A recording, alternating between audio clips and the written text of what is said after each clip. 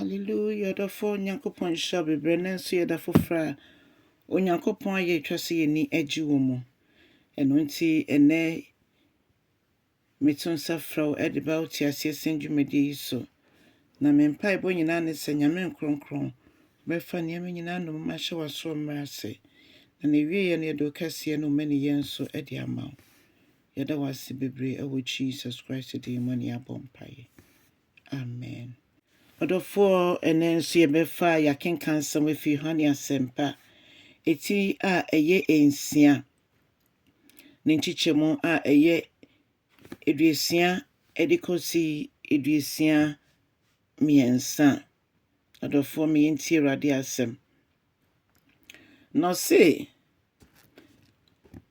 Yesu chidifo no dodo na aka se na ncheche a Yesu made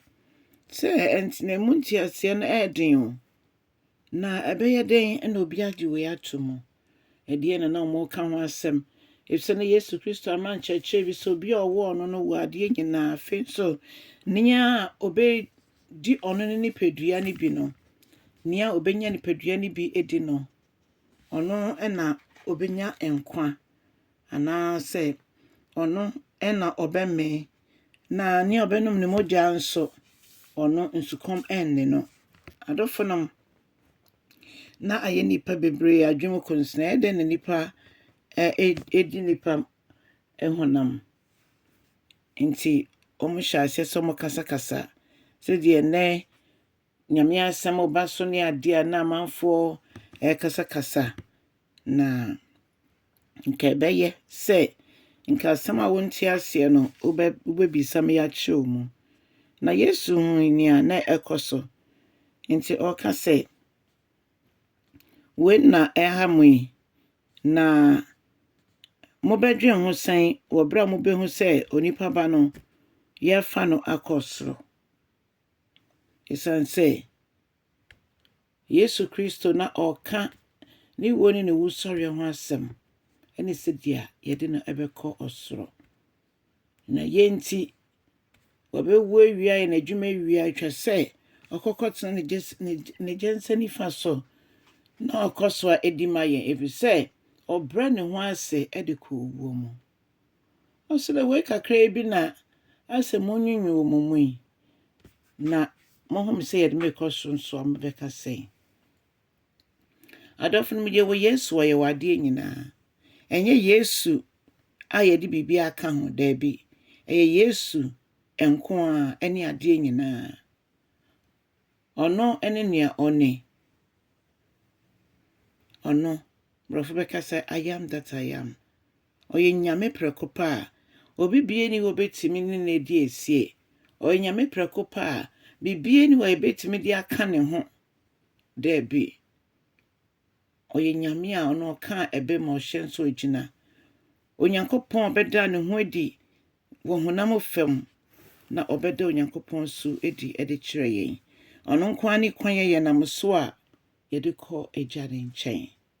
eno ntine Yesu beka eno nesese ye odofo so wafa Yesu Kristo so rad no kraje nkwa ene asem we ekoma so wonya mfa no nso a bekamfo Jesus mawo ifso no kwa na wonya no a na wamen memma ne se uko asordem ko eba keke ne mo memra ne se wasordem nkro ye nyina mo no Yesu ene ye man kwan se onye na adwuma mfa ye nso na se ye gine tim ne ye gine tan ya brabo mu ye man kwan se onye owura wa brabo no so a eno mo ne behu na ni onyam onyame a yesom no oye nyame no kwafo oye nyame tiasefo oye nyame a nanim ni nechi obi biare ni ho oye nyame wo wani eno nti mama yemfa ye ho nto na so yiye ose munyame honam na munom me moja mubeme no so kom so enemo eno nti din bio ena yegidi se Yesu Kristo ontimi enye wo ya brabo mu otimi ade nyina ye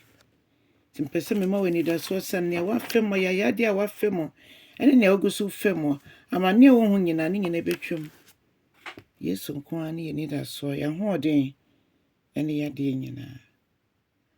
onyankopɔn nhyira no nyɛ ɔkɛseɛ mbisa wo sɛ kyɛ asɛm no na obi nso nyɛ nidasoɔ ɛwɔ nyame mu onyame nhyira wo no nyɛ ɔkɛseɛ ɛwɔ Jesus Christ din mu amen sɛ yesu ama ɛna a yɛbɛhyia ɔkyena